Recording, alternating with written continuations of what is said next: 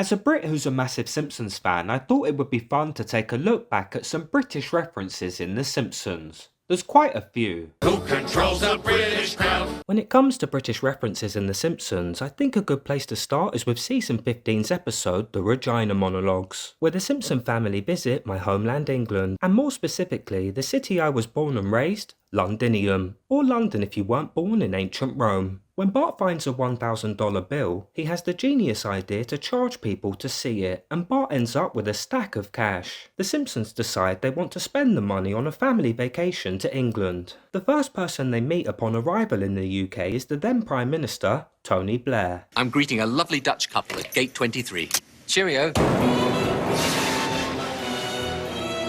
By the way, this is true. If you visit the UK, whoever the Prime Minister is at the time will be there to greet you. If you were to visit today, Keir Starmer would be there. You might not want him to be, but he'll be there. Wow, I can't believe we met Mr. Bean!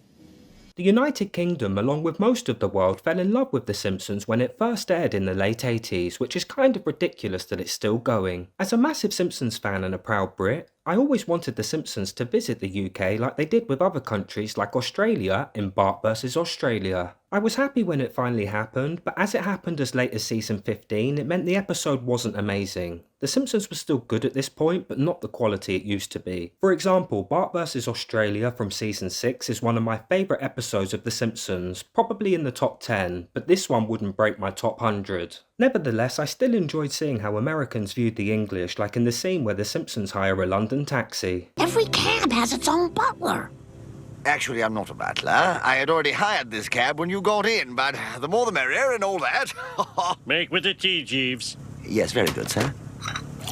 Seems like as far as The Simpsons are concerned, most people you speak to in England are posh, which I can state in London is definitely not the case. It was also very cool seeing famous Brits like J.K. Rowling and Sir Ian McKellen interacting with The Simpsons. And they even visit a Dame Judi Dench's fish and chips, which I'll just say has a brilliant tartar sauce. Honestly, you've got to try it. When Homer rear-ends the Queen of England after getting trapped on a roundabout, which baffles me that some countries don't have, we get to see a number of British tabloid newspaper front pages covering the story, which always make me smile. Especially the Sun front page, which has a topless Homer pic on page 3, which if you didn't know, the Sun always has a naked girl on page 3, or at least it did, I haven't read it in years. Overall, I enjoyed this episode, mainly due to the fact that it was set in my hometown, but like I said before, in my opinion, not as good an episode as previous ones where the Simpson family travelled abroad, like 30 Minutes Over Tokyo and Bart vs Australia. And I'll just end with a fun fact about the Bart vs Australia episode. Did you know that thousands of Australians campaigned to have their currency's name officially changed to dollary-doos due to that episode? You gotta love the Aussies, they know how to take a joke.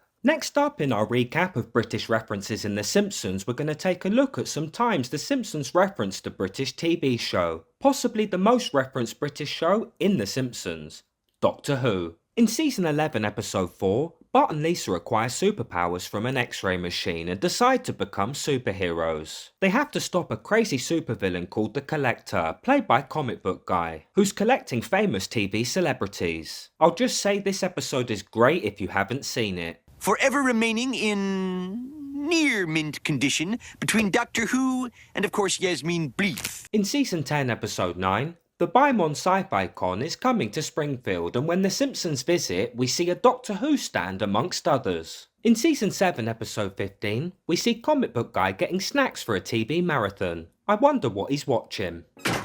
Yes, this should provide adequate sustenance for the Doctor Who marathon. In season 24 episode 12, we briefly see the TARDIS in the background of a British movie the Simpsons are watching. And we also get to see the TARDIS referenced in season 25 episode 12, where Bart's friend Diggs injures himself and breaks his arm. One of the signatures signed on Diggs's cast was the TARDIS, and another was Dalek number 7, who was one of the good ones. And in season 7 episode 9, when Springfield is under threat from Sideshow Bob with a nuclear bomb, Bob demands the town gets rid of TV, so they call in the representatives of television, which obviously includes Doctor Who. To be perfectly honest, I was never the biggest Doctor Who fan growing up, and I'm still not, but I think whoever writes The Simpsons might be a fan, because it turns up surprisingly frequently. We've done a real British show referenced in The Simpsons, so let's do a fictional one. In season 11 episode 15, Bart is surprised that Homer is watching PBS of all channels, and Homer is just as surprised as Bart. I've stumbled upon the most delicious British sitcom. Do shut up.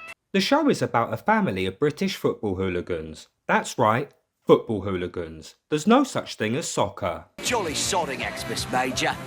Choke on it! You gave me a smash on the noggin last year! As far as I'm aware, the show isn't based on an actual British show. It's just a portrayal of UK culture and television in general. Here come the cricket bats. You don't have the cobbles.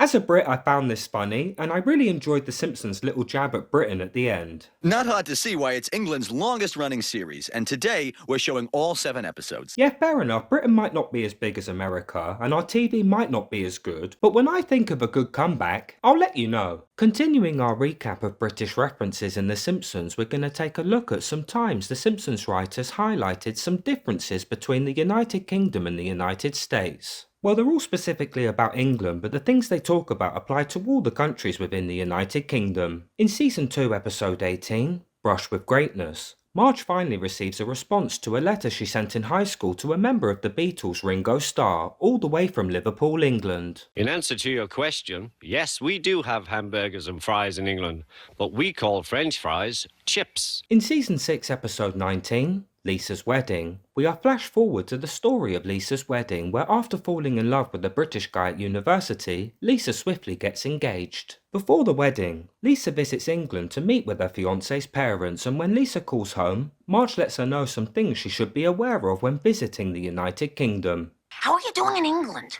Remember, an elevator is called a lift, a mile is called a kilometer, and botulism is called steak and kidney pie. Just for the record, I despise steak and kidney pies. They're fine until you get to a bit of kidney, and then it's like, what did I do to deserve this? In Season 6, Episode 11, Fear of Flying, when Marge has therapy to get to the bottom of her fear of flying, she's asked about her father, and to avoid the question, she changes the subject to England. I'll talk about Father Christmas. That's what they call Santa Claus in England. They drive on the wrong side of the road there. Now that's crazy. Just gonna say, this has always bothered me. When Americans say that British people drive on the wrong side of the road, and vice versa when British people say Americans are wrong.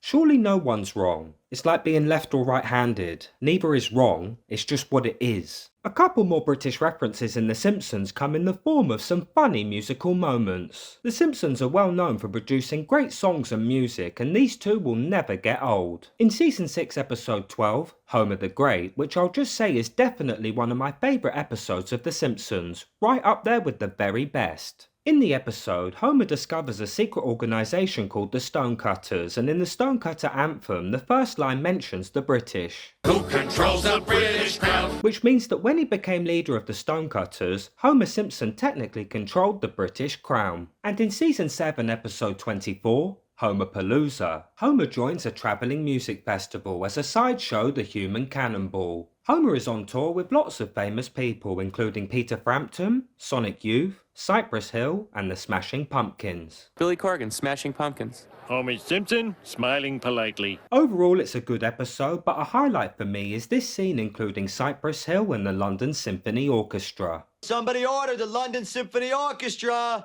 possibly while high. Cypress Hill, I'm looking in your direction. Do you know Insane in the Brain? We mostly know classical, but we could give it a shot.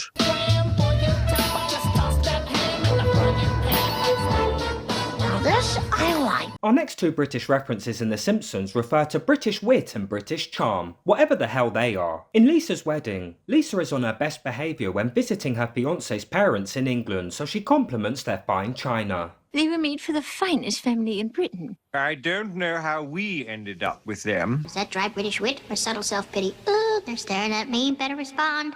Ha ha ha ha. And in Treehouse of Horrors 12, the Simpsons get a smart house run by an artificial intelligence voiced by Pierce Brosnan. When the house tries to kill Homer, the Simpsons have to destroy the AI. Don't take out my British charm unit. Without that, I'm nothing but a boorish American clod. Thanks a lot, asswipe. Ironically, although Pierce Brosnan is well known for playing James Bond with a sophisticated English accent, he's not English. He's not even British, the guy is Irish. Our final two British references in The Simpsons come from two fantastic episodes. In Season 4, Episode 17, Last exit to Springfield, when Ralph Wiggum visits the dentist, he uses the British to show Ralph the dangers of not brushing. Let's look at a picture book. The big book of British smiles. Even though this scene mocks the British, which I am, I always found it funny. Especially the fact that it was our now king that pushed Ralph over the edge. And finally, in Season 5, Episode 10, when Mr. Burns wants to build his own casino, he takes suggestions on the theme, and this would have been my choice. £10 if you can guess why. I give you Britannia! Gambling with all the glitz and glamour of the British Isles. And best of all, the waitresses and showgirls are all real Brits. Fresh from the Strait to Sussex, they are. Fresh in your drink, Governor! I hope you enjoyed the video. Thanks for choosing Project Toons, and please like and subscribe for more content.